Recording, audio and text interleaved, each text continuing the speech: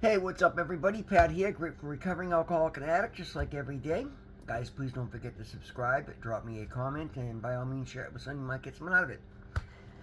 Guys, the reading today is titled Keeping the Gift. Forgive me, I got allergies bad today. Actually, so much so I'll take a second.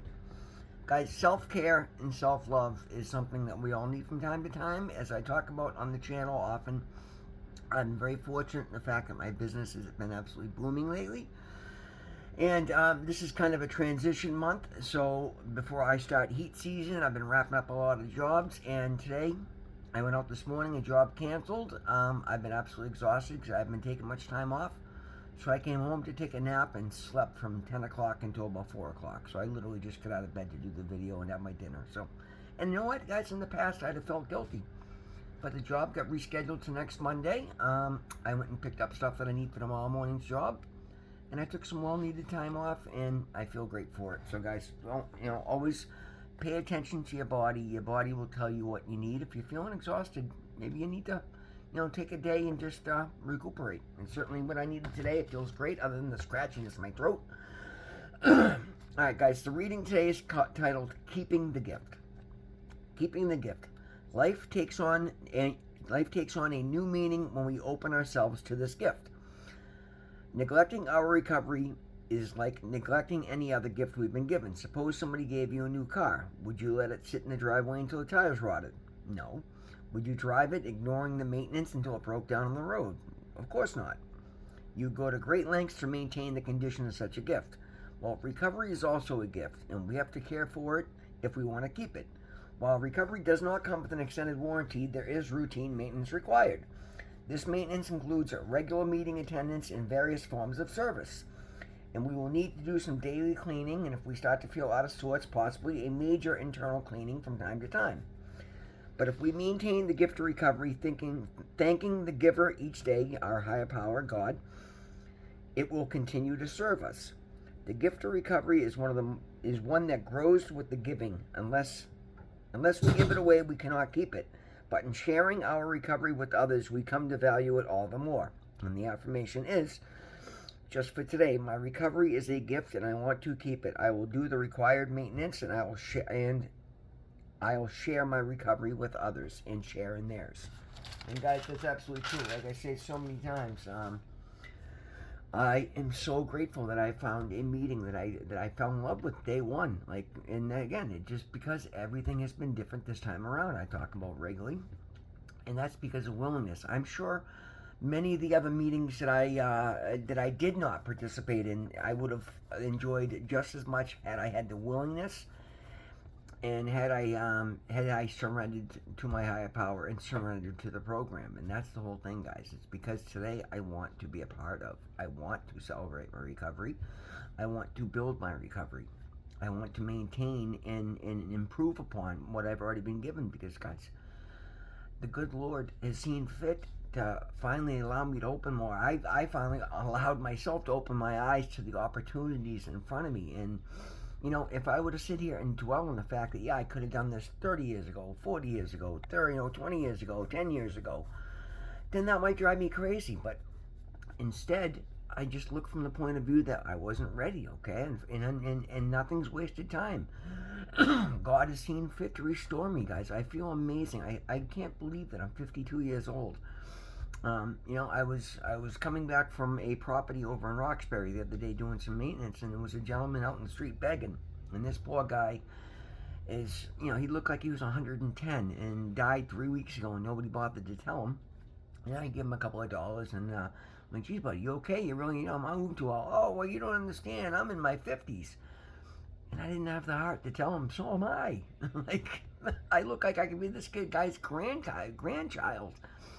But that's because these are the things that I voiced to God. One of my main concerns was the fact that I was looking like the Crypt Keeper back in addiction. And I've taken steps, and I've met my higher power halfway. I've shared my life, and I've participated in my recovery in every way, shape, or form.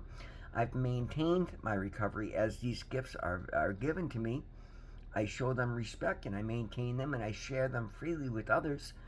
And lo and behold, now I'm one of the standouts where things like literally people call me or tell me I got a horseshoe up my ass and I'm lucky this and lucky that. And I love that today, guys. It's because I've aligned myself with that energy. I've tried to become the person that takes the steps to receive those gifts. And every time I do that, the gifts come.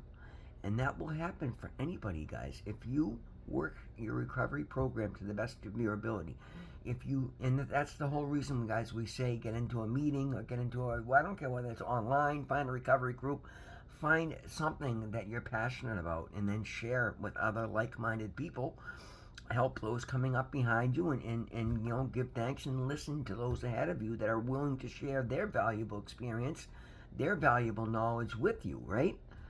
Like, participate, guys. Be that best version of yourself. Get involved. That's where the gifts come in, guys. And you can't walk in there with a checklist of what you expect to get out of it. You just want things to get better. And then, you can have all the expectations in the world. You might be disappointed. You might be, pleasantly surprised. Who knows? It's not for me to say. But what I can say is all I was asking for in the beginning was to be able to get through the day without using drugs. And then, guys, and understand, that in and of itself was a gift that was beyond anything I was capable of doing.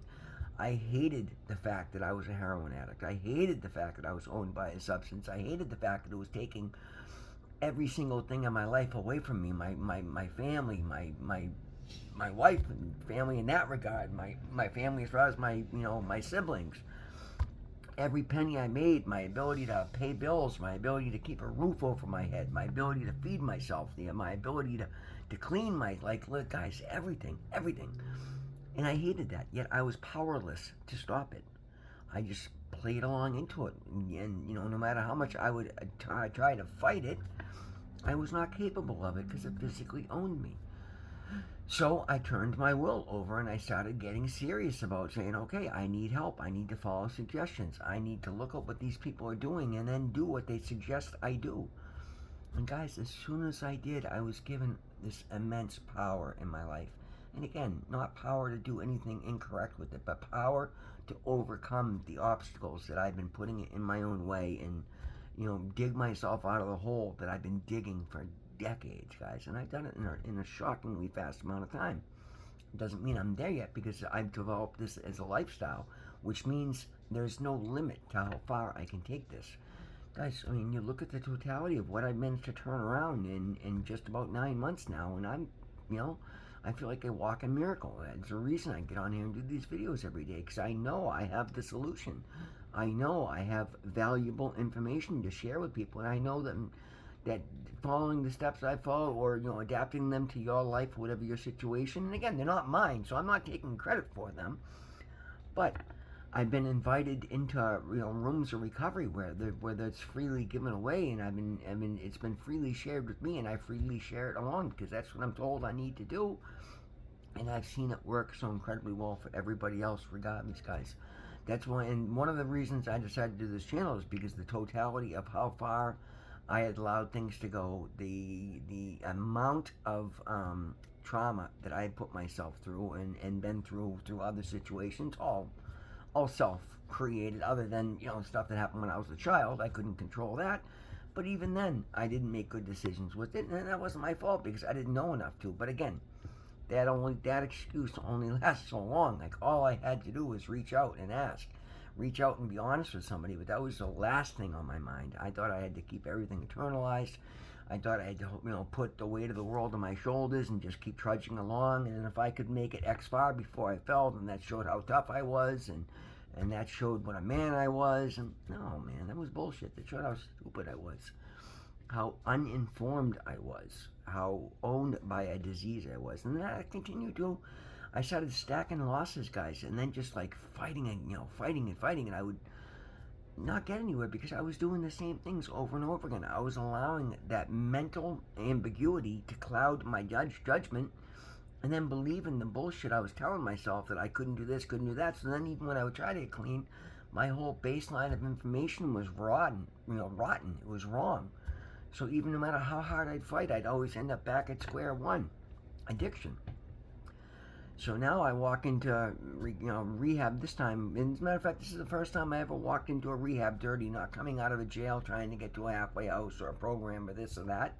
No, this is the first time I actually just surrendered and said, please. I've asked for jail time, sure, but it's because I've gotten arrested. I didn't walk in the courthouse a free man with warrants and say, here I am. That's only happened once, and it was because it was 15 degrees outside. I had nowhere to go. It wasn't because I was surrendering. It's because literally I needed a warm bed, and it was the only one that would take me. And guys, that's the ugly, honest truth of it all. But this time, I said, okay, I need help. I took the suggestion, go to rehab, we'll hold your house. And even then, there was a little bit of pressure behind it. But I was already sitting at home trying to detox. I had already actively stopped taking the drugs at that point. And I did take them one more time to get into rehab and just be able to get out of my soiled clothes and take a shower and get there. But still, guys, I surrendered. I've bought into the program. I work my recovery program to the best of my ability every day. And I love my life today. It is amazing that in this short amount of time, I've managed to do all the things I have, open my business, get the scholarship to Harvard, and start my YouTube channel, post videos on TikTok. Like, guys, I do a lot for recovery. And that's the thing, guys. I promised myself this time around in rehab, I said, I saw there was guys that came in on Christmas to put on an AA meeting. And the spark that was in these guys, they all had families, they had places to be. Yet they chose to come to a rehab on Christmas night to try to share the gift of recovery with us, and somehow that it just clicked in for me. And again, I've been very willing at that point and wanting the solution, wanting to know what I've been doing wrong, and it hit me like a ton of bricks. I've been doing everything wrong. I've been taking my gift from God, my free will, and I've been just twisting it sideways, trying to make it fit. Trying to fit a square peg into a round hole instead of just, finding the round peg and then putting the square one in the square hole. And it was a matter of that, guys. Just taking my energy, focusing it where it needed to be, finding what I was doing wrong, and then finding what the proper way to do the things I've been doing, and then starting to do those things. Like, literally that simple, guys.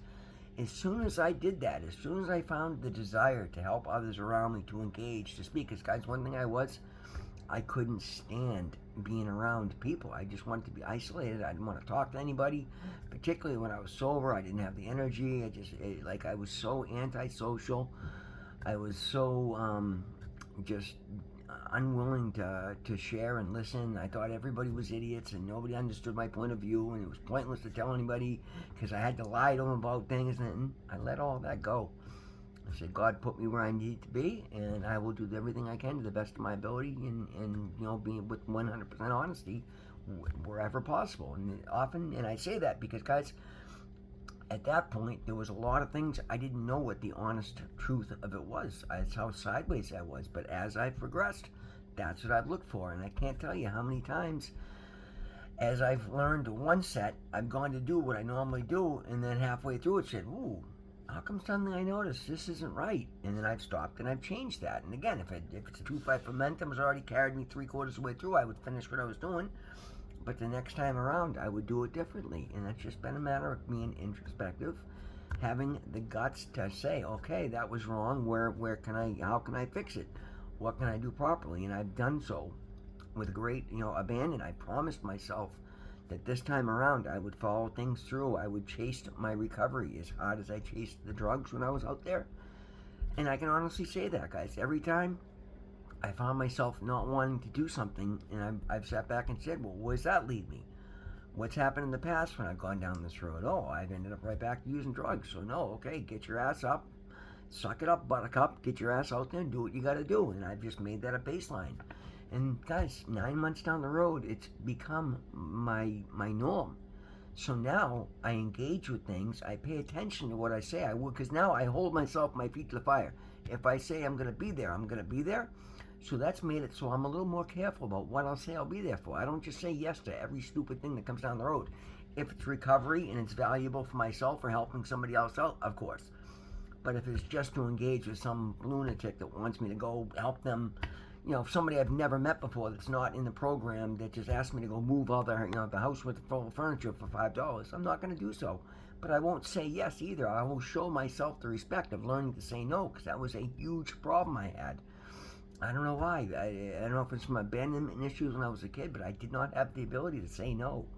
I would yeah, and then go hide if I couldn't do it, or I would run myself into the ground trying to do the things that I promised I would do. And there's no need of that, guys, because I wasn't giving myself the value of saying no and understanding that my needs and my concerns take precedence. And it's something you have to do, guys. This is what we learn in recovery. That's why I say participate, go to a meeting, find people, talk to, speak openly and honestly about your situation, and share the gift of recovery. But you've got to maintain the gift of recovery too. You don't get to 30 days and get that first 30-day chip and say, okay, I'm done, I don't have to come to a meeting anymore, because if you do, you're going to come back and get another 30-day chip at some point very soon. Guys, that's the video for today. That's the lesson for today. Thank you so much for being here. Always remember, God loves you. I love you. Thank you for being here. We'll see you tomorrow. Say that too many times.